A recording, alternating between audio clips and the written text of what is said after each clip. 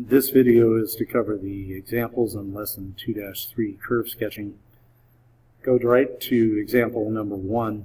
The first thing you'll need to do is to look at the domain restrictions. The domain restrictions are located in two situations or two different venues. One is when you have a square root of a negative number, and the other one is when you look into the denominator and the denominator gives you a 0. In this case, when we factor the denominator, we get x and x minus 2. So our domain restrictions that x cannot equal 0 or 2. Now those also will end up being your vertical asymptotes, your holes, or your jump discontinuities. Vertical asymptotes are going to be from the same denominator's factored form, x equals 0, x equals 2.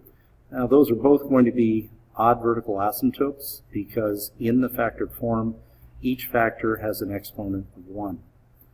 The end behavior is to take the simplified version of this whole expression.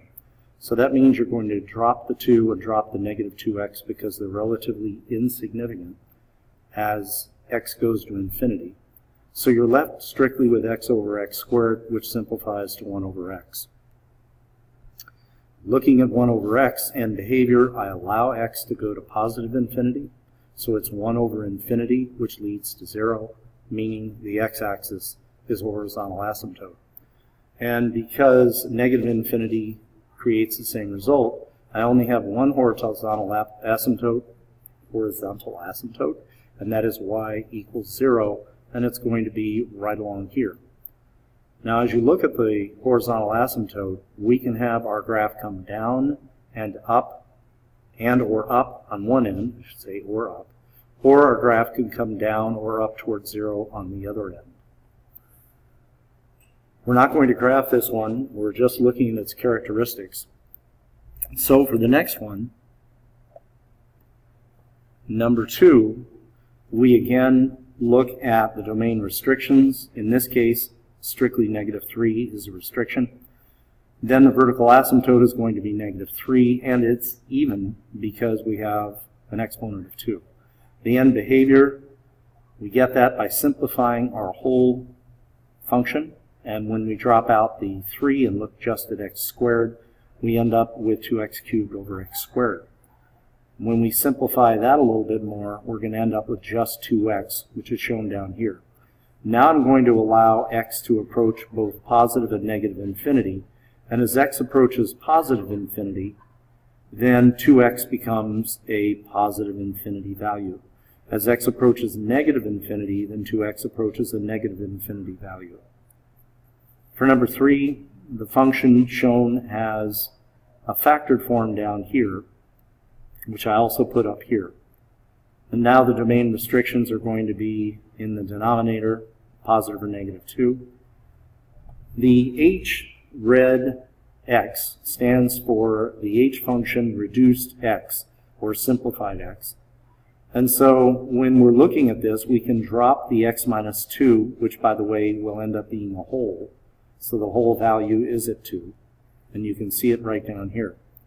And so we can plug 2 in to the function and get 6/4, or plug 2 in and get 3/2.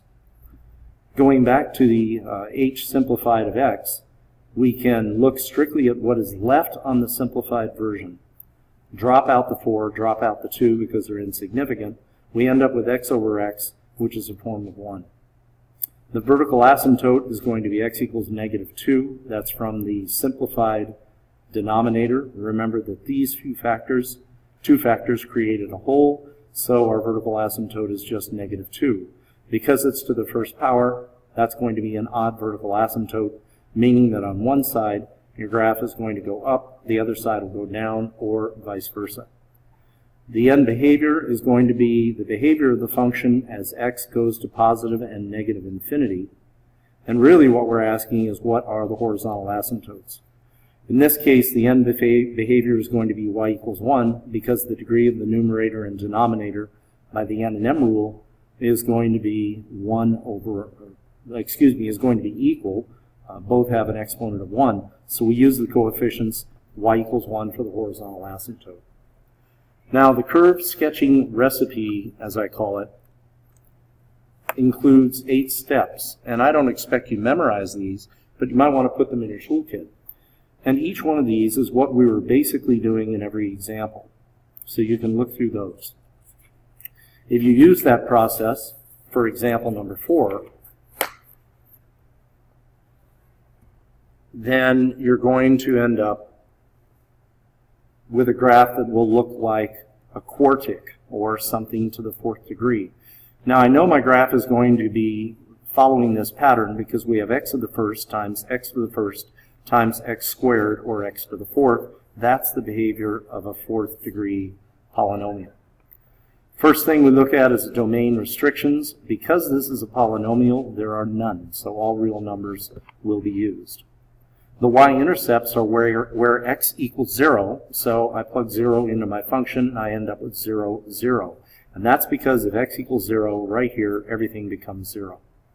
The x-intercept is where y equals 0, so I allow f of x to turn into 0, because f of x represents y. And when I do, I find I've got 1, 2, 3 different zeros at 0, at 1, and at -2. I'll plug those values in to get the coordinate values for the x-intercept. Same thing with the y-intercept, because you can plot each one of those. So the y-intercept will show up right over here as 0, 0. Then the x-intercept is here and here. And you can use those to help you graph your function. You also want to say whether those x-intercepts are going to have odd or even behavior. We can claim odd or even based on the exponent, but really an odd behavior function means that that function is going to be going either straight up through the x-intercept or straight down. An odd function here means it will go straight up or straight down through the x-intercept. But an even function is going to carry the characteristic of having parabolic shape either up or parabolic shape through the root, either down. So if you look at our even location right there, that carries a parabolic shape, whereas the other two go straight through and go straight through. The end behavior of this function is really determined by the greatest power of the overall polynomial, which is x to the 4th. And we know that on the left-hand side, as I head toward the end or -infinity, I'm going upward. Right-hand side goes upward, because that's what a 4th degree polynomial does. So I know I'm going to be up here. I'm going to be up heading toward infinity here as well. And then I just have to follow the rules right here for the x-intercepts.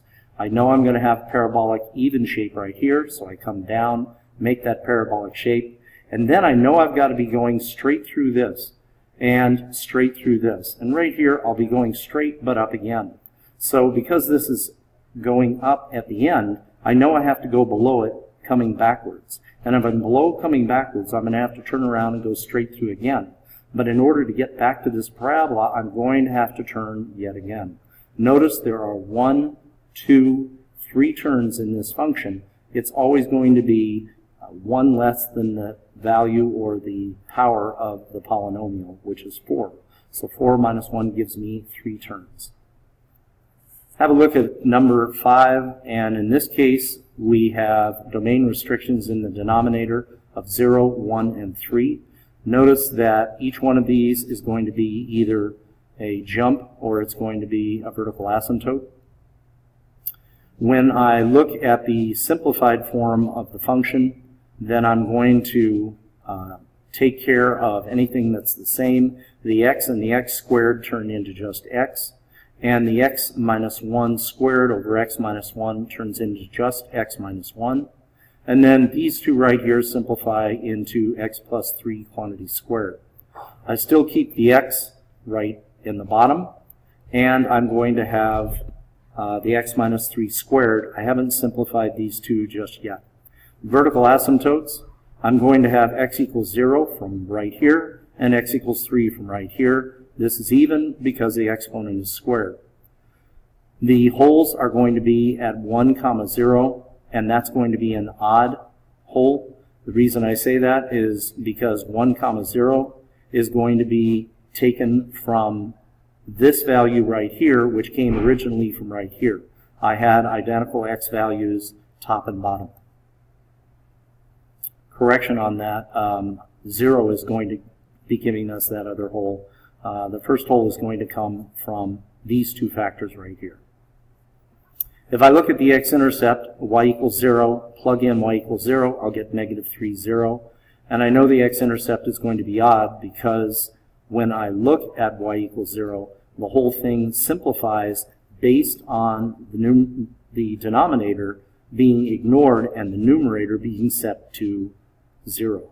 If I look at the simplified form right there, I can see that what I really want to look at is this value right here, and the value is going to create a negative 3. So I disregard the x minus 3 below.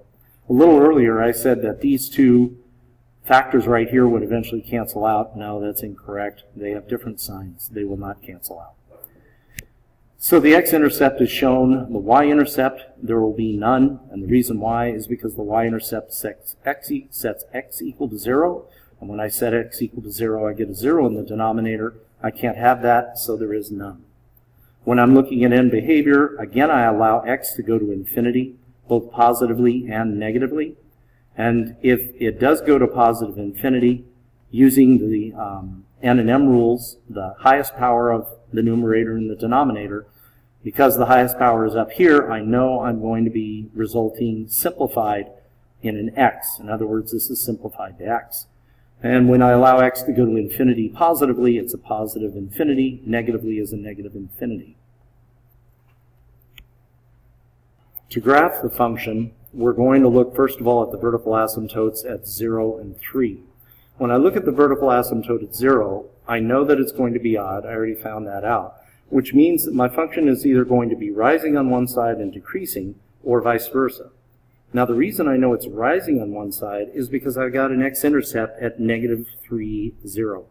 So I put that dot there, and then in order to reach the asymptote, I either am going to have to be going down or going up. However, when I look at the end behavior, I know that as I'm going to the left, I have a negative infinity. Therefore, from here, I'm heading down, which means I must be going up on the other side. It's rather rare to hit that x-intercept and continue on down. It can happen, but not usually. But the real test, if you want to check that, is to just pick values that are very close to 0, such as negative 0.9, and put them in the simplified form of the function. And when you do, you'll find out that negative 0.9 creates a positive number.